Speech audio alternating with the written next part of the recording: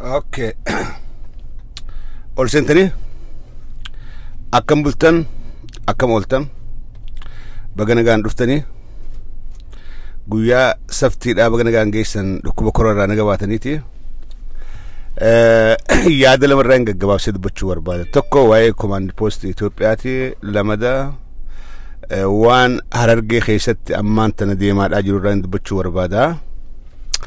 Walii sheer godhaa, walii dabarsaa, waliin gayaa akka dhagamu abdii guutuun qabaa. Waa'ee command post ji'a shaniif labsamtee ji'a shan namni akka manaa gadi hin baane, akkan hojjenne, akka mana taa'u istaayila biyyoostiidha jechuudha, istaayila Ameerikaa, istaayila Awurooppaadha. Waan kana kalee xiqqoo irraa tuttuqeen ture garuu xiqqoo keessa gabbeen dubbadhaa. Waa'ee command post kana maaliif irra deebi'ee dubbachuu barbaade? Biyya teenya keessa namni dhukkubni badaan, dhukkubni hamaan beela, dhukkubni beelarra hamaadhaa hin jiru. Yooni dhukkuba koronarraa if eeguudhaaf manatti galan biyyootan gurguddatte keessatti waan ummanni manatti gale kun jiraatuun mootummaadhaa danda'a. Arra yeroon arko Abiy Ahmed Finfinnee keessa zeetaa fi qamadii fuudhee ganda tujjaaraa jiraattota Finfinneerra suuraa ka'uudhaaf fakkeeffachuudhaaf zeeta fuudhee deddeema. Ummata gargaaraa jirraa jee inni suuraa if kaasee akka addunyaan gartee lakkee kun prime ministerii gaariidha. Command post labsee ummata uslee ummata rakkataadhaaf akkatti noo zeetaa fi nyaata fuudhee manatti geessaa jira akka janiinii fi fakkeeffachuudhaaf suuraa ka'ee deema. Zamanni suuraa wal soban dabree jira. Keessattuu Oromoon addatti jireenyi isiidhaa harkaa fi afaan. Ummata keenya jireenyi isaa harkaa fi afaan. Yeroo kanatee keessatti guuni command post kana irra labsu Abiy waan kana siyaasaadhaaf godhate moo dhugumatti akka dhukkubni kun ummata keessan saar akka ummanni dhukkubni kun ummata galaafanneef yaadeeti waan jiru gaqqabnee ilaaluu qabna, gaqqabnee ilaalla. Siyaasaadhaaf itti faayidaa'uudhaaf command post labse moo dhuguma ummata kanaaf yaadee akka ummanni hin duune, akka ummanni dhukkubarraa dandamatuuf godhee waan jiru keessa gabbuunee wajjin ilaalla. Biyya keenya keessatti hundinuu Oromiyaa dhufnee, biyya sanii dhufnee akka gaarii tolchinee beeknaa jetti yaada.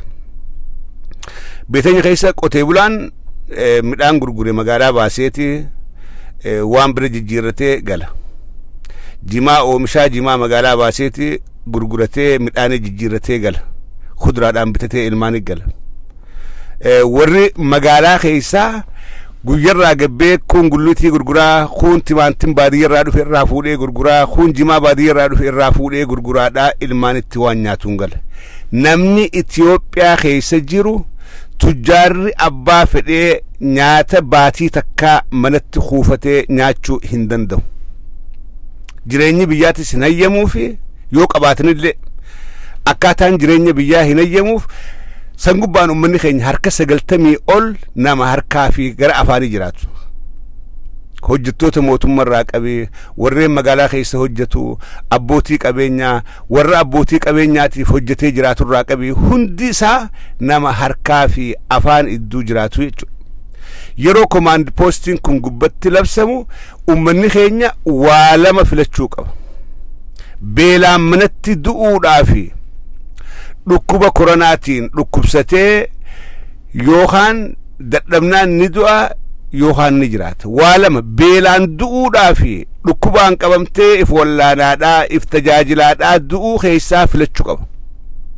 Dhukkuba lakkii dhukkubaa dhufee ummata keenyaan nurraa miidhamaa manatti galaa hojii Abiy Ahmed raashina waan jiraatanii manatti nama hundaaf tokko tokko ummata miliyoona 110 mana kaahuudha qaba. Yoo sanin goone mee ummata yaaduu dheessa jirte yoo gaa Itoophiyaan inni bulchu magaaluma Finfinneedhaa qofa taate magaalaa Finfinnee qofaa nyaata raabsee, qamadii raabsee, zeeta raabsee, shunkurtaa irra deemee raabsee gartee Finfinnuma qofa Itoophiyaa godhatee jiraate wel. Yoo sanin tahin wanni kun I think backfire ni qabaata isumarrattu namni beelaan namni taa'ee manatti galee waraanni manatti ol eegee lakkii beelaan du'aa dhukkubaa isin fixaa ol deebi'a. Dhukkubni koronaan irra badaan nama Itoophiyaadhaatiif mana keessa jira. Dhukkubni irra badaan mana keessa jira. Alaatii miti. Alaa nyaachaadhaa du'urra beelaan ilmaan sijilatti dhumuudhaatu irra badduudha. Waan kana akka gaariitti hubadha. Beelaan dhumuudhaatu irra badduudha. Arra command postiin Abiy Baatii Shariif labse ummata Itoophiyaadhaatiif Oromoo qofa osoo hin taane ummata Itoophiyaadhaatiif yaadee osoo hin taane aangoo tana dheereffachuudhaaf koronaan kun anaaf gartee samiidhaa naa bu'e eebba rabbiitiin qaba eebba waaqayyoodhaatiin qaba gooftaan na eebbise.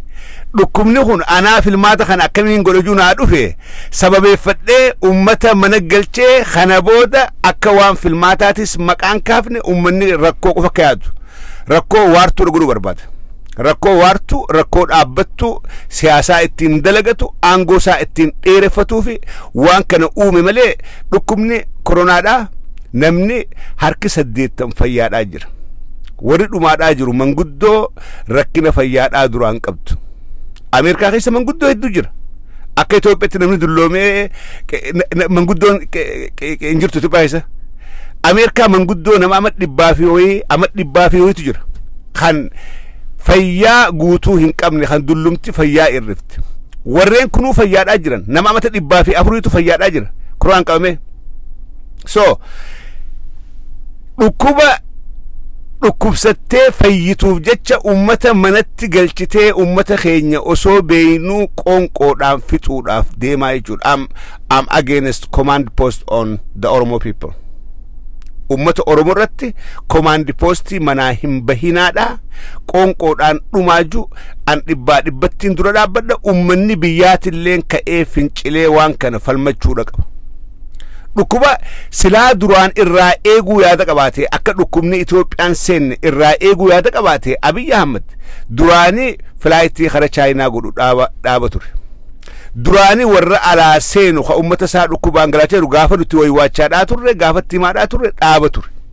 Gaafa san ta'e je'eeti akka dhukkubni koronaadhaa Itoophiyaa seenu waan barbaaduuf ta'e je'eeti dhukkuba kana naqee jechuudha.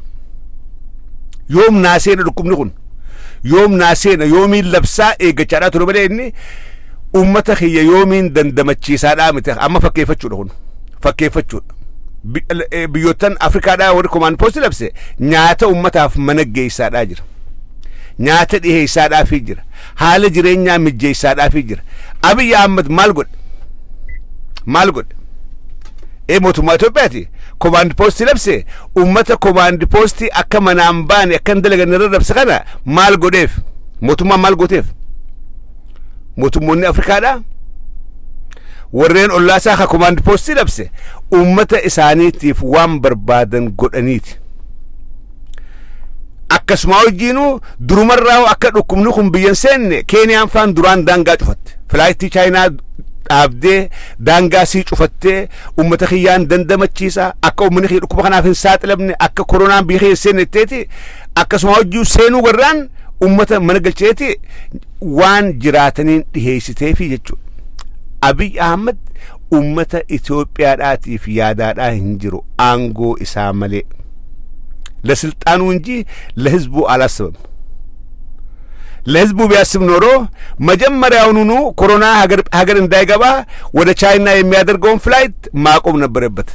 ስንጮው ያኔ ሰምቶን ፍላይቱን ማቆም ነበረበት። ኡጋን ጅርቱ አስ አረፈከፈቹዳፍ ሲያሳ ተልፈቹዳፍ ፊልማተለ አከንታነ ጎዱዳፍ ከነከይሰ ጃርሞተ ኢሳሙርሙ በሌይሱዳፍ ittifaa'idaa waadhaa jira malee command postiin ummata keenya irratti godhame command postii isaaniif yaaddamee godhame osoo hin tahin command postii siyaasaadhaan dalagachuudhaaf hojjetanii jechuudha. Ummataaf yaaddameetii miti tisuma siyaasaa ittiin dalagachuudhaaf aangoo fi dheereffachuudhaaf jaarmoota mormitoota ittiin balleessuudhaaf ummata Oromoodhaa ittiin kolaasuudhaaf command post labsii yeroo hatattamaa labse malee ummata Oromoodhaatiif yaadeetii miti jechuudha. Kana ummanni keenya tolchee hubachuudha qaba. Remember jala keenya waan takka yaadadha. Gaafa dura koronaan eegalu gaafa nuti social media gubbaadhaa iyyaadhaa turre gaafa joorfaan biyya keessaa iyyaa turan filaayitii kana dhaabaadhaa dhukkubni kuyyoo biyya kana seene ummata kana dandamu ummanni keenya akka ummata biraatii miti ummata miskiinaa ummata manatti illee galee taa'uu danda'uu miti filaayitii chaayina gootan kana dhaabaa daangaa keessan cufaa akka dhukkubni kun biyya kana seenne taammoo kamammaaqaq asqaddimoo maxxanqaq dhaabbadhaa je'ee nuti ala kana social media gubbaa iyyaadhaa turre joor biyya keessaa kophaa isaa bireessa ture warri mootummaadhaa gaafa nuti waan kana dubbachaa turre taayyeen faan maal jan lakkii koronaan uumaan hin godhu inumaa nuti daawaa baafneefi jirra waa takka rakkoon qabu koronaan hamaan nuti qabnu koronaa shaneedhaatii jechaa turan aangawootuma Abiyyii fi Abiy Ahmediitu waan kana jechaadhaa ture jechuudha. Lakkii nuti koronaan uummata keenya uumaan godhu koronaan badaan hamaan nuti qabnu koronaa shaneedhaati kana balleessuu qabna malee koronaan maal nu godhaa dawaadhaa baafnee jirraa waa takka illee mootummaa dawaa buseedhaa baaftee uummata fi dandamachuu dadhabde amata meeqaantam dawaa buseedhaa malaariyaa dadhabdeetu dhukkuba koronaadhaa kan Ameerikaadhaa fi Yurooppitun chaayinaan dawaa barbaadanii dhaban dawaa harkadheetiin jiraa janqaanfatu. Xiqqolleen qaanfatan maaliif dawaa buseedhaan uumne dawaa buseedhaa namni keenya Itoophiyaa keessatti amata irraa nam meeqaa buseedhaan dhuma Abiy Ahmed dawaa buseedhaa osoo tolchuu hin dandeenye dhukkuba koronaa vaayirasiidhaa COVID-19 kan addunyaan guutuun dawaa vaaksiinii barbaaddee dhabde lakkii nuti dawaa harkannee jirraa jee kun maali ummata dogoggorsuudhaaf godhe akka ummanni keenya if dagatee dhukkuba kanaan galaafatamuuf godhe akkuma jirti fakkaatin akkanumatti lafaa ka'ee dawaa harkannee jedhanii sitti fakkaatin akka ummanni dogoggoree mangistiin teenya dawaa harkattee jirti nuti koronaan maal nu godhaa jettee gartee Abiy amantee ummanni dhukkuba kanaaf daranuu saaxilamuu fi siyaasaadhaaf tooftaa kana baasanii nuti dawaa harkannee jirraa ummanni keenya waa takka illeen ta'u koronaan gartee gamtaan firraa dha'uu qabnu koronaa shaneedhaatii jedhanii aangoonnummaan OPDOdhaa nutti dhaadachaadhaa ture jechuudha. Remember this waan kalii waa nagatina that was like 2 weeks ago kan isaan hundi olii galanii koronaan alaa dhufuu maan hin godhu dawaatti qabnaa koronaan firraa baasuu qabnu koronaa shaneeti kan jedhan aangoonni OPDOdhaa dheengaddu arra garuu akka nama ummataaf yaadu akka nama ummataaf laalatu akka nama ummata kana dandamachiisuudhaaf halkan hirriiba dhabetti labsii yeroo hatattamaa ummata irratti labsanii jechuudha. Dhugumaan ummata yaadaniiti moo aangoo ifiitiif yaadan moo tooftaa ummata kana ittiin cabsan mala dhawaa turanii san hujirra oolchan ummanni keenya kabiyya jirtan in case yoo video ke dhageeffattan wanni beekuu qabdan command post labsii yeroo hatattamaa tan waraana ammanatti isin eegantun du'arraa isin hambisuudhaaf osoon tahin isin ajjeesuudhaaf isinitti labsan isin ajjeesuudhaaf isin fixuudhaaf beelaan ilmaan isin jala fixuudhaaf isinitti labsan malee isiniif yaaddameetii miti silaa isin yaaddame duraanii gaafa biyyoottan addunyaa hundi karaa chaayinaadhaa bararuu dhaaban karaa gaafa biyyoottan addunyaadhaa hundinuu imala karaa chaayinaadhaa muran gaafa nuti Itoophiyaatti waannee filaayitii kana dhaaba dhukkubni kuyyoo biyya kana seene ummata keenya ni midhe jechaa turre silaa gaafasanii filaayitii dhaabanii jechuudha hin dhaabne. Ummanni keenya waan kana gaqqabee laalee akka isa fixuu qofaaf saganteeffamee command postiin kun labsame akka gaaritti hubachuudha qaba. Akka gaaritti dhukkubni koronaadhaa dhukkubummaa isaa caalaa politikaa ittiin dalagachuudhaaf addunyaanis politikaa ittiin dalagachuudhaaf dhukkubummaa isaa caalaa akkuma nama dura dubbadhe nama dhukkuba onneetiin dhume kasumbaan dhume kamaarreen cabee dhume hundaahu maqaa dhukkuba koraatiin galmeessanii addunyaan guutuu reefa lakkaawwadhaa jirti. Kun politikaadha. Ameerikaa keessaas Awurooppaadhaas politikaadha. Mee eega koronaan dhufe nama dhukkuba biraatiin du'ee jan takkaa dhageessanii hin dhageenye hin jiru. Duris hospitaala hundarraa namni reefi guyyarraa 20-30 numa ba'a. Garuu ka ammaa kana wanni adda godha kaduu hundi dhukkuba kanaan du'ee lakkaawama. An dhukkubni kun nama ajjeesuu jechuu guyyaa miti. Garuu keessa politikaa ittiin dalagachaa jiran biyyoottan addunyaatis biyyoottan Afrikaadhaa keessattuu Abiy Ahmed inumaa maal gartee haati nugusa ta'uu amma torba dura naayim tajaamiti amma hunoo ragaan naa dhufe jamma hunoo nugusummaan tiyya nugusummaa dhaabbattuudha. Kana booda wanni filmaata jen hin jirtu. Ummata firraa hin mana galchaa. Dhukkubni kun inumaa anumaaf rabbiin gooytaan anumaaf ergee filmaata kanaan dabarsuudhaaf. Kanaafuu carraa kanatti faayidaalee ummata kana akka manaan baane waraana walirra kaahee akka beelaan dhuman akka waan garaa qofa yaadan godhee dhiitee bulchuun hin dandahaadha. Wanni Abiy sammutti qabatee deemaanii jiru wanni komaandi poostis labseef haganuma. Tan asi keessaa baana waa'ee Harargeedhaatiin dubbadha keessa gabbee takkaan dubbanne dhiyeenya kana waa'ee Harargee kana aangawoota OPDOdhaa kan Harargee bahaa fi Harargee bahaa keessatti maaltu deemu jira dhiyeenya kana torbaan kana. Warri ergaa fudhatee Finfinneerraa Taayyeen Harargeetti ergee waa lamaaf ergan.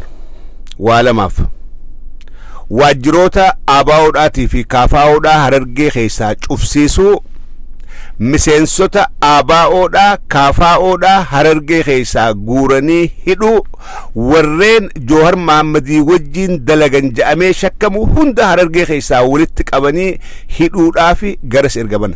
Tanakaadhaa fi Maamad Sheekaatii fi warreen isaanii wajjin jiru wanni ergamaniif hagan.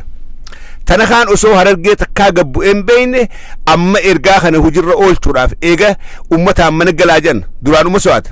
Eega ummata mana galaajanii komaandi poostii labsanii qa'ee hunda keessa waraana Abiy facaasanii ummata qawweedhaan gubbaa dhaabbatanii eegan kana qawwee tan abdatee silaayis ummanni mana galee jira waanan godhan je'ee ammaan tana dhaqee jechuudha. Tanakaan amma dhaqee jechuudha.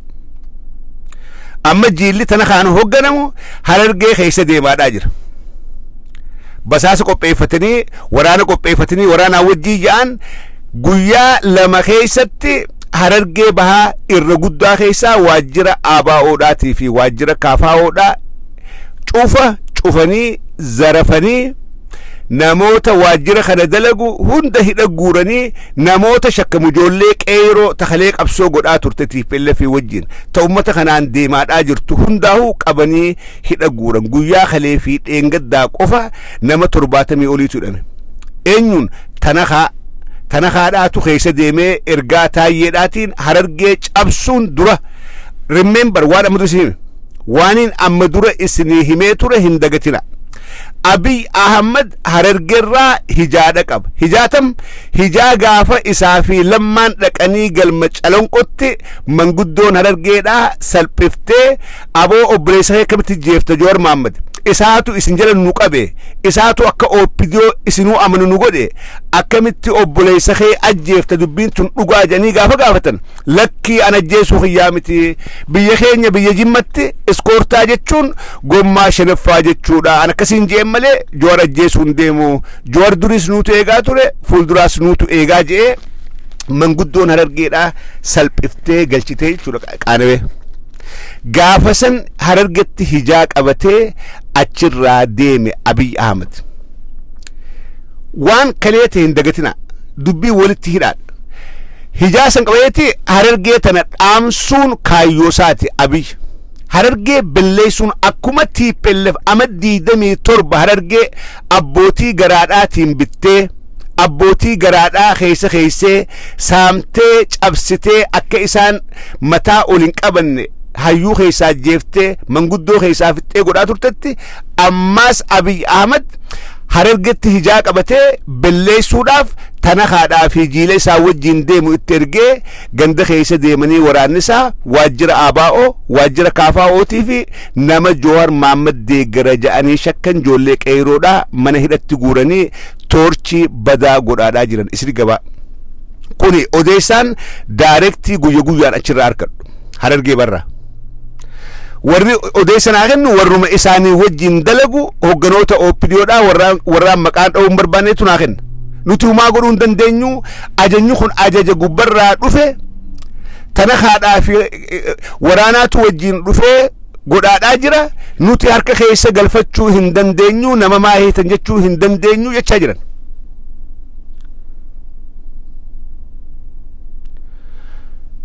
mootummaan TPLF amadi 27 laftee harargeetun lafa qabsoodhaa waan turteef ummanni harargeedhaa kun irredduun ummata qabsoo keessa ture ummata qabsoo keessatti madaa'e waan ta'eef ummata kana akka ijaan bananne akka harkumaa fi afaan idduu yaadan godhuudhaaf ikoonoomii isaanii daameej godhan naggada Jibuutiidhaa fi Somaaliyaadhaan karaa harargeedhaatiin seenu seentarri dirreedhaa ta'uu nafteeti Maqalee ta'ee jechuudha ummanni harargeedhaa kaduraan achuma dalagatee kun kotorbaandiidhaan deddeemee kun kuduraa ergatee jiraatu boodarra kadhaadha mudate amadi 27 guutuu kadhaa mudate arra harargee keessa abbaan qabeenyaan jiru hin jiru warri OPDOtti maxxanee silaahi dalaganne jee OPDO hin amantu nama harargeedhaa yoo loqoda harargee dubbatte OPDOdhaa fi TPLF biratti amantii qabaachaadhaan turre the same thing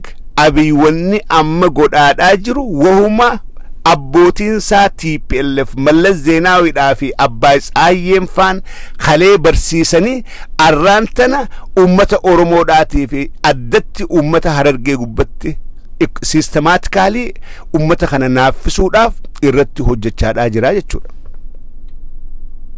arra tana kan baatii Finfinnee dhokatee taa'eeti eega waraanni labsamee waraanni mootummaadhaa biyya keessa faca'ee magaalaa hunda keessa waraana 200 300 jira harargee keessa magaalaa hunda keessa cirorraa eegalee hanga gaditti magaalaa hunda keessa waraanni qubatee jira maqaa command post kanaatiin waraana kanatti adda qabatee dhaqee nama keenya sabboonota Oromoodhaa nama Oromoodhaatiin guursisaa jira jechuudha Taayyeedhaa fi Abiy Ahmed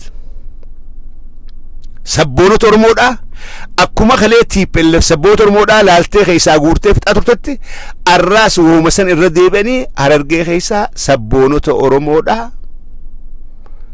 halkan hulaa cabsanii manaa guuranii toorchi godhaa jiran wanni kun eessa nu geessuudhaaf ta'a maqaadhaaf amma dhukkubaa jiraa dhukkuba kanaaf command post labsine jenna well yoo dhukkuba labsan yeroon tu yeroo dhukkubaati yeroo siyaasaadhaati miti jaarmoonni Oromoodhaa ka jiru hundinuu haga dhukkubni kun dabruu jee taa'u jira mootummaan Abiy Ahmed yeroo kana keessatti carraa kanatti faayidoottee sabboonota Oromoodhaa manarra deemtee hulaa cabsitee guuruudhaa fi waajjiroota jaarmoota mormitoota seeraan galmaawee karaa nagaatiin qabsoofne je'ee galee cufsiisuu maaltu fidi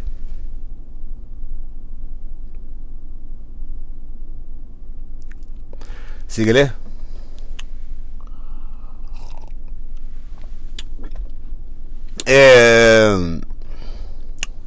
wanni kun karaa deemuudhaaf ta'a karaa deemuudhaaf ta'a nama tokko kalee dawalee caffee raamsati yeroo hunda dubbattu miseensa jaarmiyaatii miti nama OPDOti na dawalee miseensa jaarmiyaatii miti jettaa miseensa ABO'tii miti miseensa KFO'tii miti maaliif yeroo hunda negatiivii dubbattaa waa'ee mootummaa kanaatiin aan jedhe waa'ee mootummaa kanaa maaliif negatiivii dubbattaa stay as neutral or miseensa jaarmiyaatiin mormii lakki miseensa jaarmiyaan ta'u neutraalidhaas ta'uu hin danda'u maaliif an Oromoodha akka nama Oromootiin dubbadha yeroo hunda dubbadhu Oromummaa gubbaa dhaabbadheetiin dubbadha malee jaarmummaa dhaabummaa gubbaa dhaabbadheetii miti jira keenya an dhugaa uummata kiyyaa dubbadhu qulqullummaa magartee ta Oromummaa saniin dubbadha malee of course am miseensa jaarmiyyaa kulleedhaati miti am not KFO I'm not OLF I'm not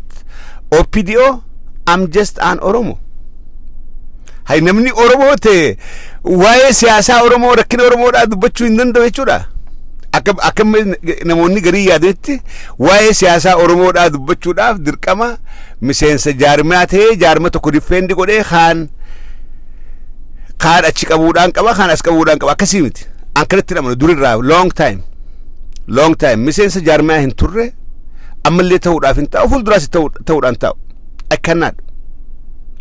Maaltu hidhaa miseensa jaarmaa keessa kaa'e ammaasii maaliif hin ta'u? An Itoophiyaa keessatti qabsoo godhee fincila kaasee aangoo qabachuudhaaf hin deemu yaada sin qabana. Itoophiyaatti galee jiraachuudhaafis hin ta'u. I have no dream. Abjuu Itoophiyaatti galee jiraachuudhaa dhihoo gaafaan dhaqe duraan hin galaatiin dhaqe. Yoo haalli tole achitti waa godhadheetiin dhaqee achi galaajeetiin dhaqe afaan dhiyoo dhaqe. Garuu haalli gullaalu haalli mijaa'u. Namni akka duriitti wal jibbee jira. Namni wal afaan garagalee jira. Bittinis akka duriitti daaraa taatee jirti. Maaliif hin galaa akkaan galuun teenye Itoophiyaatti gaafasii murteesse gaafaan dhiyoo dhaqe. Akkaan fuuldurallee galuudhaaf hin teenye Itoophiyaatti. Bakkumaan jiru kanaatu irra naa wayyaadha.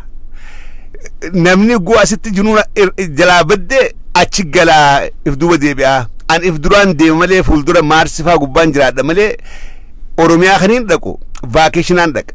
Vaakeeshinaan maatii ilaaluudhaaf boqonnaa godhuudhaaf vaakeeshina dhaqee deema malee achi galee qotee bulaa keenya ijoollee achi jirtu wajjin ittiin dhiphisu gartee qoonqoo afaan hin qabu. Hujii isaan harkatan gartee irraa fuudhee ifiin qabaadhu. Nama keenya agabsee ifiif hin nyaadhu. Sammuu kanaatiin qaba. Bakkaan silaa nyaadhu san namnichi jiru hachin laffee haa jiraatuuni. Lafaan ani chii qabadhu rakkataan achi haa qabatu. Dubbii si galee kanaafiin miseensa jaarma tokkollee ta'uu hin barbaadu. Bitamuudhaas hin barbaadu akka tana kaafaa gurguramuudhaas hin barbaadu. Dantaanis nan jijjiirtu. Biddeen tokkoo nyaadha tokkoo oliin dalagadha.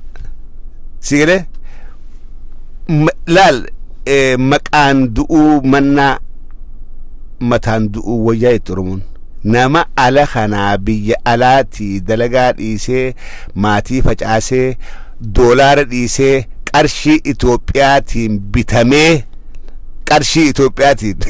bitamee achi silaa waan gaarillee godhee bitamee gaariidha. Ummata fi qabsiisaadha. Akka gululaatfaan dur nu qabsiisan gartee dur Tigreen jala deeman akkasitti ummata kee basaasaadha. Ummata kee miskiina qotee bulaa kana qabdee hiisisaadha. Ummata kee ajjeesisaadha. Wanni nyaattu maal sii gooti? Luka tanakaa mee tanakaa laala. Mee tanakaa rabbii jaalaala. Asit doolaaraan dalaga achitti jarri qarshiidhaan bite. Gowwummaan kanaa olii hin jirtu. Badawummaan kanaa olii hin jirtu. Gaayoo asitti jiruun sarkaa wal dhooytee waa takka hoomles taate malee hoomlesii Ameerikaadhaatu taajira Itoophiyaa irra wayyaadha. Honestly speaking jara keenya nama Ameerikatti food stamping gargaarsa mootummaadhaatiin jiraatuutu taajira Itoophiyaa irra wayyaadha. Maaliif jiruu bireedduudha jiraata. Jiruu bireedduu jiruu qulqulluu maallaqa keeshaa dha'u malee waciinsaa wanni jiraatuun hundi ni baatiif. Namni jireenya kana dhiisee achi galee silaa nagaan jiraatee gaariidha. Ummata fi gurguree eenyu qotee bulaa kalee keessaa deeme miskiina. Qotee bulaa kalee keessaa deeme dhaqee bishii diimoo keessatti maqaa ABO'dhaatiin tana kaan qabsiisaadhaa jira. Look at this. Qeesa bakka itti dhaleetti maqaa ABO'dhaatiin ati shakkamaadha, ati qeeroodha, ati Joowar deeggarta, ati warra bar Joowar faarsuumi, isin kalee warra nasmachuu deemiti. Je'ee ummata isaa qabsiisaadhaa jiraachurra du'anii dachii jala kutuutu rooyyaadha. Ajjeefamtee duutee dachii jala kutuu irra jira. Anaaf ara wanni tana kaadhaa fi warri isa fakkaatu godhaadhaa jiran salphinni isaan dalagaadhaa jiran salphina akkanaati jechuudha.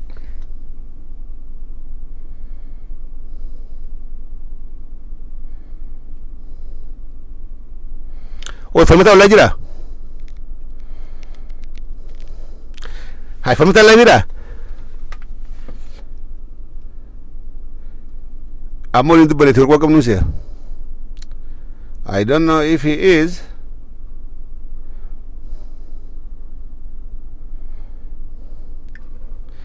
Anyhow, haasoo isaas booda dhageeffattanii anaas booda dhageeffattanii is okay dubbiin yaada keenya baafnee online gubbaa keenya deemuudha malee